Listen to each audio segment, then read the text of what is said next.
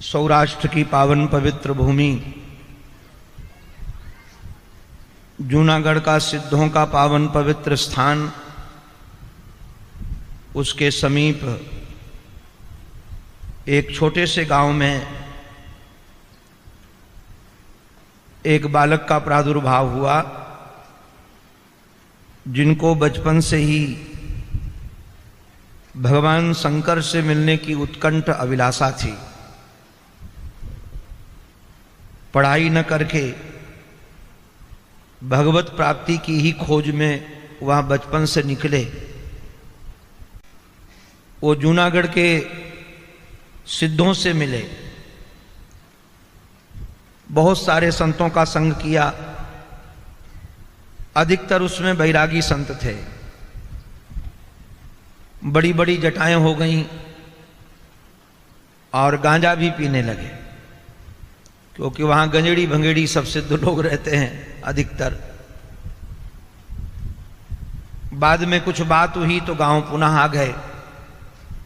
गांव में एक पांडवों के द्वारा स्थापित शिव मंदिर है, जिसके दर्शन करने का हमें अवसर मिला। उसी के पास में, मंदिर के पास में खपरल का स्थान बना करके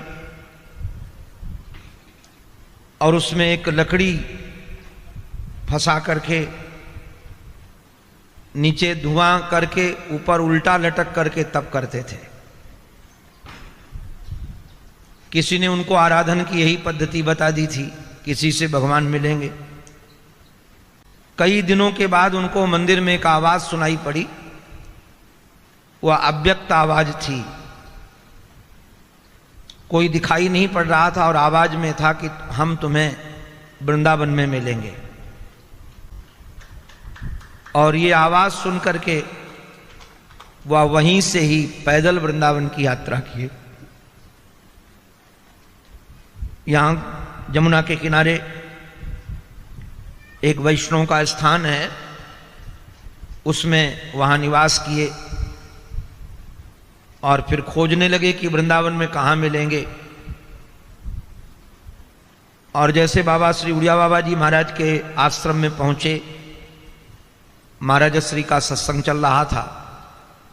दूर से ही खड़े होकर निहारते रहे और जैसे सत्संग पूरा हुआ, महाराज श्री के परिकर से आज्ञा लेकर जब समीप गए तो महाराज श्री ने कहा कि तुम आ गए, हम तुम्हारी प्रतीक्षा कर रहे थे। उसके बाद आजीवन यहीं उनका निवास रहा। ऐसा प्रेम गुरु के प्रति हमने तो कभी देखा नहीं है। उनके मुख से मेरे श्री आराध्य देव निकलता था और वो फपक फपक कर रोने लगते थे। हमने कई बार देखा महाराज जी का स्मरण करते हुए उनके झरझर झरझर झरझर आंसू बहते थे। क्या कहें, ये आश्रम की जो भी संरचना हम सब देख रहे हैं, चाहे नृत्य गोपाल मंदिर हो, चाहे शिव मंदिर हो, चाहे श्री राधा गोपाल मंदिर हो, या और भी जो संरचना यहां दिख रही हैं, वो पूज्य मांझी महाराज के द्वारा ही रची गई हैं और अपने वासना की पूर्ति के लिए नहीं, अपने मनोराज्य को शांत करने के लिए नहीं कि हमारा संकल्प है, हम महंत है तो यही होना चाहिए। अपने आराध्य की आराधना मान करके किया है।